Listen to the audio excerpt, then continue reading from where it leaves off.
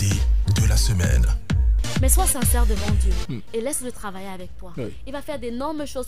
Mais plutôt si tu commences à faire le donneur de leçons alors que tu sais que tu vis cette faiblesse toi-même, tu n'avanceras jamais. Et à l'église, on aime trop donner les leçons. Peut-être le problème parce que souvent on n'est pas trop sincère avec Dieu. Hein. Avec nous-mêmes d'ailleurs, on n'est pas sincère et encore moins avec le Seigneur. Tout à fait. Et c'est un grand Quand je problème. voulais être délivrée de la fornication, j'ai dit Seigneur, j'aime trop ce que je fais. Aide-moi à ne plus aimer ce que je fais. C'est là où ma délivrance a commencé. Quand tu aimes quelque chose, La sincérité. commence à confesser que j'aime ça. Et me détacher de ça est difficile. Ouais. Et c'est ce qui crée... Pendant les temps de fréquentation, les jeunes ont même peur d'approcher les leaders pour dire que je suis amoureuse. C'est normal d'être amoureuse. Tu traverses une phase Peut-être parce que aussi le leader dira c'est pas le temps. C'est pas le temps. Bon. Vous savez très souvent. Dites-moi un peu pourquoi quand l'enfant a déjà 4 ans, on ne demande pas à Dieu Seigneur, je l'amène à l'école. Quand l'enfant a déjà 3 ans comme ça, pourquoi tu ne dis pas que tu vas entrer dans le secret pour savoir que est-ce que je dois amener mon enfant à l'école? Ou à la crèche. C'est un standard que Dieu a mis dans la vie comme ça que je ne sais pas pourquoi on va souvent se casser la tête où il ne faut pas se casser la tête. Alors, lorsque tu ressens déjà le désir que je veux me marier, tu vas commencer soit à approcher un leader.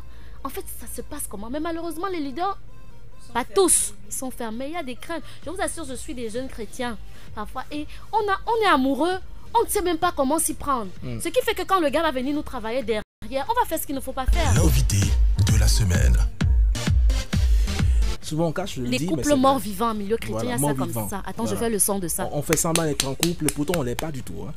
Parce qu'on vit vraiment des difficultés. Peut-être parce qu'aussi on n'a pas eu le temps de faire ce que vous dites là. Eh bien, Oui, de se préparer de au se préparer, mariage. ouais. Le mariage, en fait, j'aime toujours à dire que le mariage est spirituel, mais vivre le mariage est physique. Le mariage est spirituel, ça veut dire qu'il va engendrer tout ce qui est de spirituel. Mais le vivre incombe tellement de physique qu'il faille se préparer. Vous savez, se marier, hein, et quand on est chrétien, il faut être le genre de chrétien qui comprend Dieu. Qui comprend Dieu parce que Dieu n'est pas un Dieu qui a peur du tabou. Vous voyez le truc. Il veut même briser ce tabou pour que vous puissiez vivre un mariage épanoui. À l'église, dites-moi un peu combien de couples sont lovey du genre. À la fin peut-être de... Regarde même quand on dit le système de salut ton frère, salut ta soeur. Généralement, hein, mon frère, c'est la paume de main qu'on te lance à distance. C'est parce que nos pensées sont corrompues. Il y a le Covid-19. Bon, d'accord, actuellement le Covid, je concède.